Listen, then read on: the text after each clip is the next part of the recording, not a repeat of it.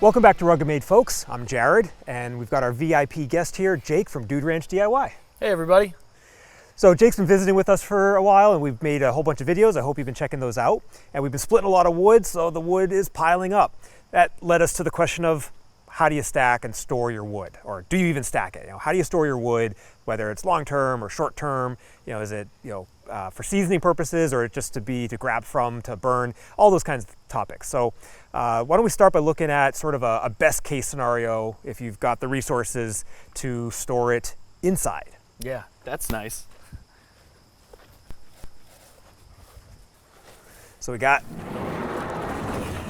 kind of a nice storage shed here, nice dry wood. So do you ever store wood like this, or do you have friends, family members who do? I personally don't, because I don't have the means to do it with a nice little shed like this. My shed is filled with a lot of tools and equipment, but I think this is a great option if you do have something like this and you can afford to put your wood in here as kind of like a final resting place before you burn it for that season. I think, because obviously you can't store years and years worth of wood in here, you're limited in space. But if you have wood outside somewhere drying and seasoning for a couple years, and then you're ready to burn it that season, this acts as a final resting place for it, for you to pull from over the winter. That way you're guaranteed that your wood is staying nice and dry, out of the elements. It no longer really needs all that airflow and the sun to bake all that humidity and moisture out of it. So I can see here, we got it up on some pallets, which is nice to minimize the ground contact and to just keep, that ground moisture out of there. Yeah. And it looks like it's some pretty nice dry stuff. Yeah. Oh yeah, this is some premium hardwood here. Yeah, that's gonna burn nice and hot, nice and quick. Yeah, I mean, here you've got the advantage of, no rain issues, so you don't have to throw a tarp on and pull the tarp back every time you want to grab some. Right. In this case, it's nice and close to the house, so even in the winter, trudging through the snow, it's not far to go. Just grab a bundle. Absolutely. Yeah. But now, there are plenty of other ways to store and stack wood. In this case, would you bring wet wood into a shed like this where it's not going to get any sun and not very much airflow? I guess it kind of depends on your time frame. Me personally, I wouldn't, because I think sun and airflow are like pretty much your two biggest factors, next to time, of course.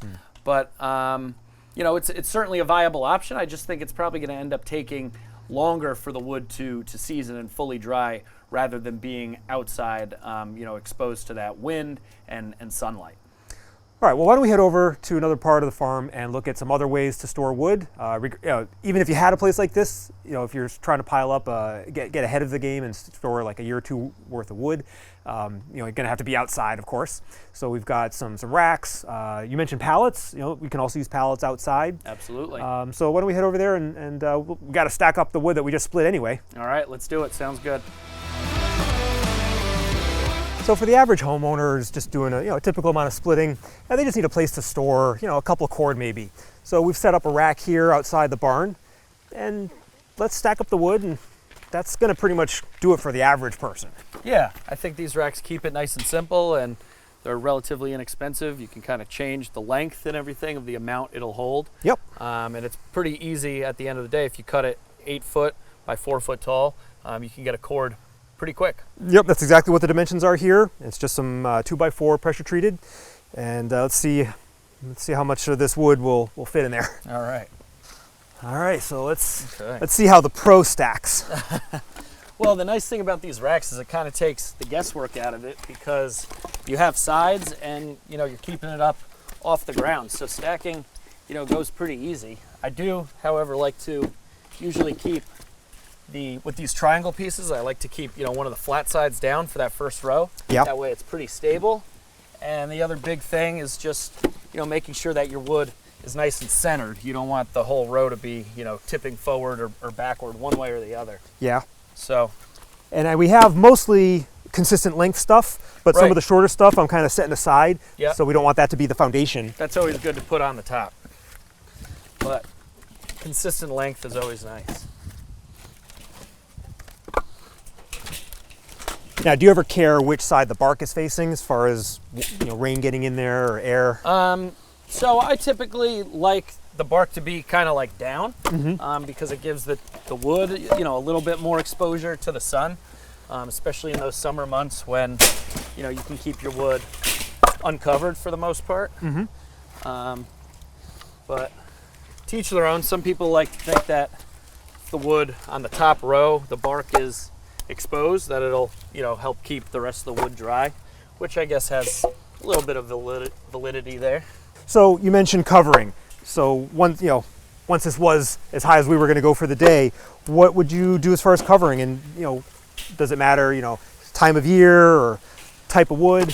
Well, so I definitely think covering is important. And when I cover wood, or, you know, when you cover wood, if you're using a tarp, it's nice to keep the tarp just covering, you know, the very top of it. Maybe you can drape it down, you know, 6 inches on either side. But if you cover the whole thing, it doesn't really give the moisture anywhere to go when it does escape the log. So what can end up happening is you'll have wood drying out there, and then you go to take the tarp off, and there's all this condensation on the top of the tarp. And that just keeps, you know, it's like a cycle where it condenses up on the top and then drips back down, soaks the wood again, and, you know, the wood takes a lot longer to end up drying that way. So the more airflow, the better. Some people don't even cover their wood because, you know, in the wintertime, it's cold, it's chilly. There's typically more wind, and, you know, some people say wood dries better in the wintertime because there isn't as much humidity in the air. So it's kind of like to each their own. With my IBC totes, I cover the top, and that's pretty much it. I like all of the as much airflow as possible to help dry it out as quickly as possible. All right, well, that's a pretty good start. Yeah, definitely. And, you know, having these sides kind of takes all the guesswork out of it. You can kind of pile up one side and then work your way over, and you don't have to worry about it falling. If you don't have the option of having the sides, you can always do the log cabin method.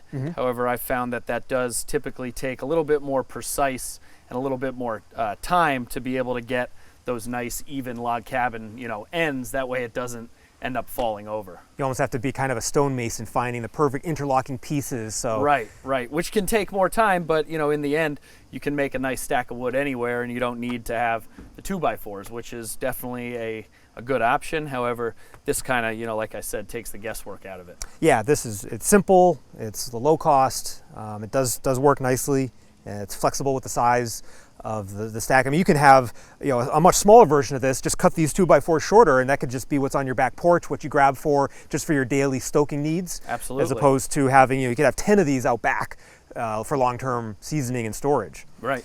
Now, in terms of effort, what about the other extreme? What about just a big freaking pile of logs?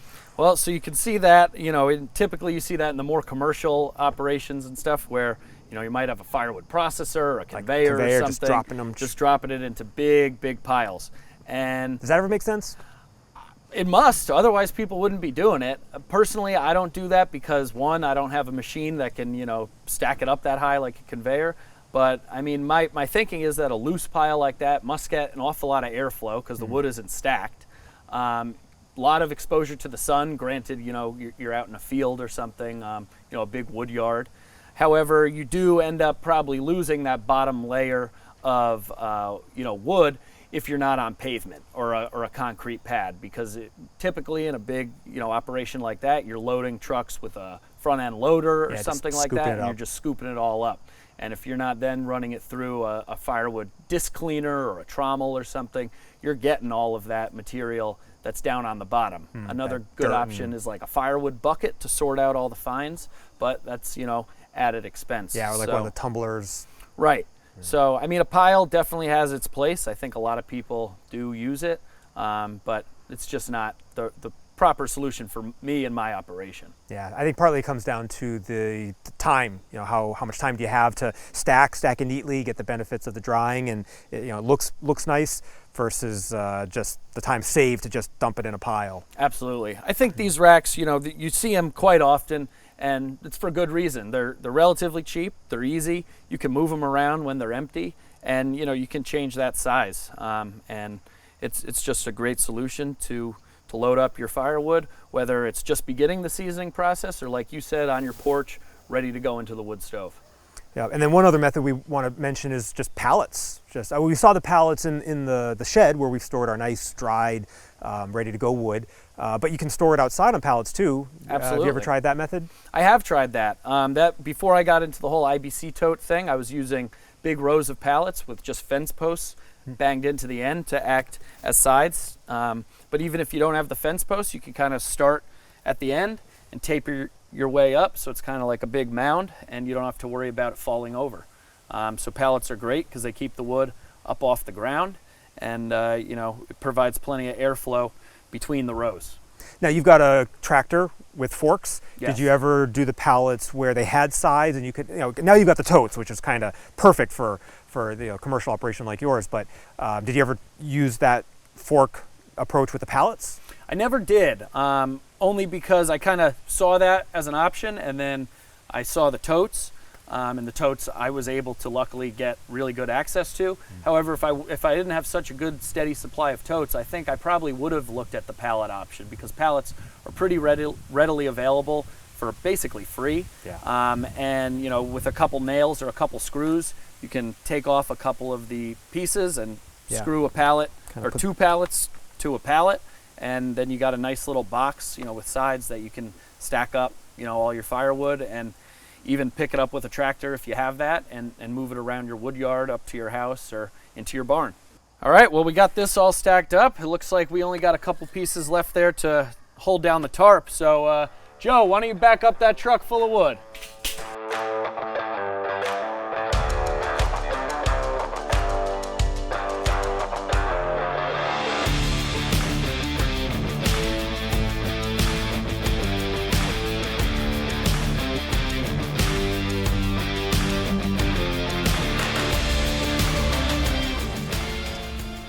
All right, all it's missing is a tarp. All right, let's get it.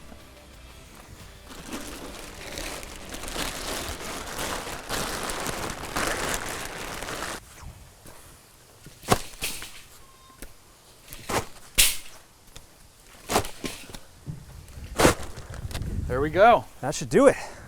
Absolutely. All right, well, I think we covered a whole bunch of different options for stacking and storing wood. Absolutely. Something for everyone, different budgets, different stages of the drying game. Yep. And yeah, that was fun. We appreciate you coming down and talking to us about this. Always happy to help. Thanks for having me. Yeah, so be sure to check out Jake's channel, Dude Ranch DIY, and thanks for visiting.